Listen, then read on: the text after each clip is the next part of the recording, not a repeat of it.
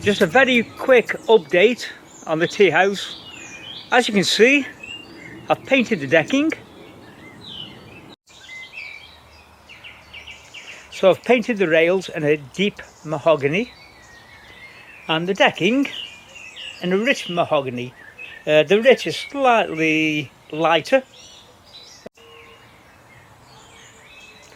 but I think it works. Let me know what you think.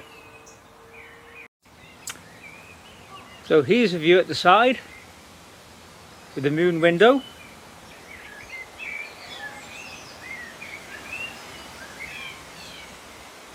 There's the bridge. And the next stage is going to be the pond. So that'll be the next video. So yeah, until then, have a good one.